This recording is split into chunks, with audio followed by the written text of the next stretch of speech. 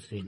লখিমপুৰত কংগ্ৰেছৰ সভাপতি গৌৰৱ গগৈ ডাঙৰীয়া, প্ৰাক্তন সভাপতি ভূপেন বৰা ডাঙৰীয়া আৰু সাংসদ ৰকিবুল হুছেইন ডাঙৰীয়া সহিতে এটা কংগ্ৰেছ দলৰ টীম লখিমপুৰ মেডিকেল কলেজ ভ্ৰমণ কৰিছিলে।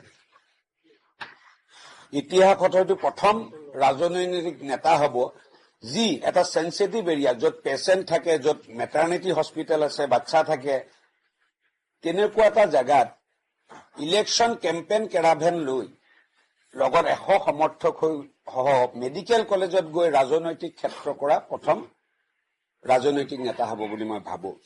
এই কথাখিনি মই এইকাৰণে তেওঁলোকে তাত কৈছে যে সংসদত প্ৰশ্ন কৰিব মেডিকেল কলেজৰ ওপৰত। তেওঁলোকৰ এইখিনি ন্যূনতম জ্ঞান নাই যে লখিমপুৰ মেডিকেল কলেজখন অসম চৰকাৰৰ অধীনৰ এখন মেডিকেল কলেজ।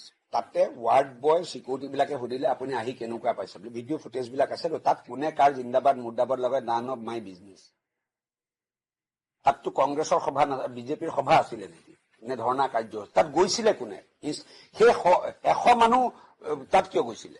মেডিকেল কলেজৰ ভিতৰত 100 মানুহ পৰিস্থিতিৰ বুজ লবলৈ, মই পৰিস্থিতিৰ বুজটো ল'ব বিচাৰিছো। গৌৰৱ গগৈ ডাঙৰীয়াই তেওঁৰ পিতৃয়ে 10 চনত আধাৰশিলা কৰা মেডিকেল কলেজখন কেৱল 11 চনত লখিমপুৰ আৰু ঢকুৱাখানা সমষ্টি কংগ্ৰেছে হাৰাৰ কাৰণে কিয় ড্ৰপ কৰিছিলে, কিয় বাজেটৰ পৰা ড্ৰপ কৰিছিলে, কিয় এটা কিল পেলোৱা নাছিলে? সেই প্ৰশ্নটো প্ৰথম লখিমপুৰবাসীক তেওঁ উত্তৰ দিয়ক।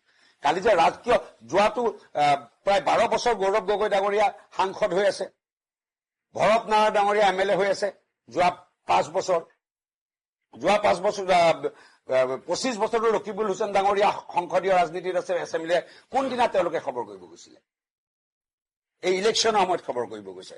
মোৰ প্ৰশ্নটোতো পদুমণি থানাত জইল হোৱা নাই, মোৰ প্ৰশ্নটোতো ক্লক টাৱাৰত কৰা মিটিংখনক লৈ হোৱা নাই, মোৰ প্ৰশ্নটো পানীগাঁৱত গৈ জোৰ সমদলটোক লৈ হোৱা নাই, মোৰ প্ৰশ্নটো মেডিকেল কলেজক লৈ হৈছে। যে আমি এছপিৰেশ্যনেল ডিষ্ট্ৰিক্ট, আমি খুব সৰু জিলা, আমাৰ মানুহবিলাকে বহুত দিনৰ মূৰত আমি কিছু কাম মোদী ডাঙৰীয়া আৰু হিমন্ত বিশ্ব শৰ্মা ডাঙৰীয়াই কৰি দিছে। এখন মেডিকেল কলেজ দিছে, এখন ছুপাৰ স্পেচিয়েলিটি হস্পিটেল দিছে।